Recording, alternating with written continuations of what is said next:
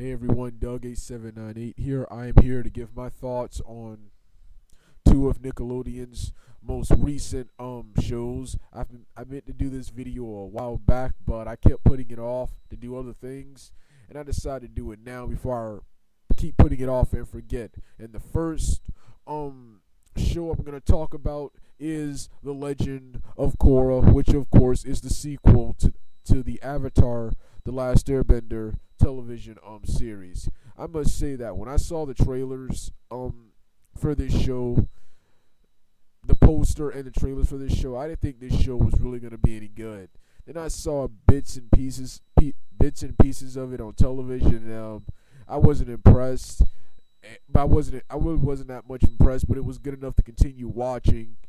Really wasn't paying attention much when I was watching it. I was on the computer more, and I just had the television on, so I really wasn't paying attention much. But then in my 5 anime rants, I did a short rant on Legend of Korra, because the main problem I have with this show, of course, is that it's a reboot of the Avatar series. I wanted more stories involving the characters Aang, Sokka, Toph, Katara, Zuko, and Zuko. But of course they instead did a reboot with a modern setting, and they did an Avatar. They did Legend of Korra, a show with a modern setting and a whole new bunch of new characters. After finally watching this show all the way through from episode 1, episode 12, pretty much the whole buck, I must say,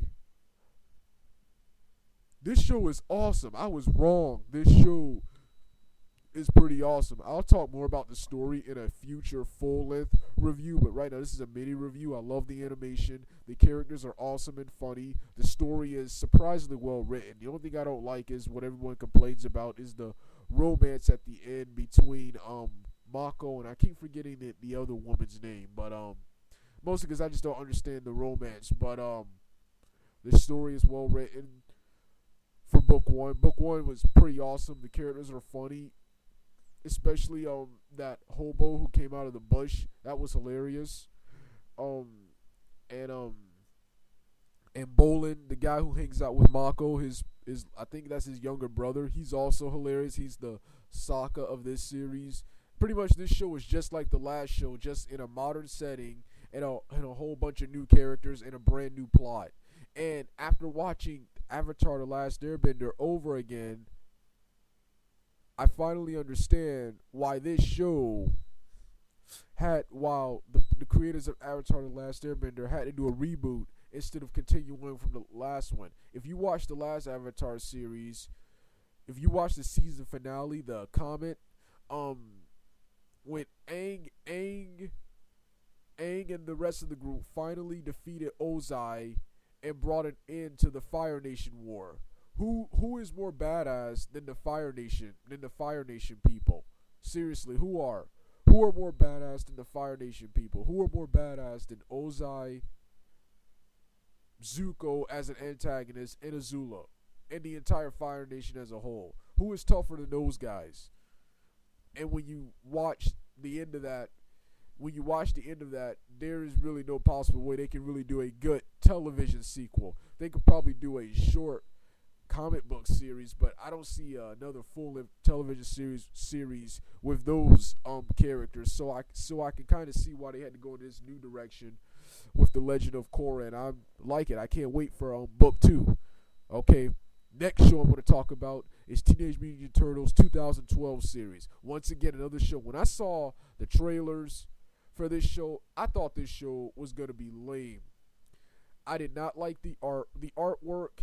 The animation was absolutely terrible. The artwork was pretty good, but the animation was terrible. And then the show, from what the trailers looked like, it looked like it was going to be a show full of, it was going to be a cheesy cartoon full of bad jokes and bad humor. That's what the trailers looked like. But when I finally sat down and watched several episodes, I've watched several episodes on Nickelodeon, Nicktoons, and the other Teen Nick show, and I must say this show is freaking awesome. And also, I didn't think this show was going to be good because I just didn't think it was possible to top the previous adaptations of Teenage Mutant Ninja Turtles, the awesome '80s series. I even enjoyed the first two live action movies and the last one, TMNT. Then the biggest movie of them all, the greatest event of them all, Teenage Mutant Ninja Turtles, Turtles Forever, where the 2003 Turtles crossed over with the '80s Turtles. All those I didn't think it was possible to top all of that, but boy was I wrong. They didn't top it, but they managed to produce something just as good. TMNT 2012 series. It captures the spirit of both the '80s and the 2003 series and pretty much mixes them together. They brought back a lot of cool voice actors like Richardson, who voices Shredder. Raphael's original voice actor from the '80s television show is back here. Only he's more serious in this show, which is interesting. The show is hilarious. It's always funny. I find myself laughing. The characters are awesome. The animation, in my opinion, is terrible. It looks like a video game, but the characters, the story, the fighting, and the theme music, everything else makes up for the bad animation. What I thought was going to be bad about this show. This show is awesome. I'm happy to hear that it's continuing along with Korra. Unlike on Cartoon Network side of things, with shows like Green Lantern and Young Justice and Thundercats being canceled. But yeah, this show is awesome, and these shows, Legend of Korra and TMNT, along with Avatar: The Last Airbender and Kung Fu Panda, are some of my favorite shows on Nickelodeon and Nicktoons. Nickelodeon in general, any Nick channel, are some of my favorite shows on Nicktoon. I look forward to watching these shows whenever I watch Nickelodeon, Nicktoons, or Teen Nick.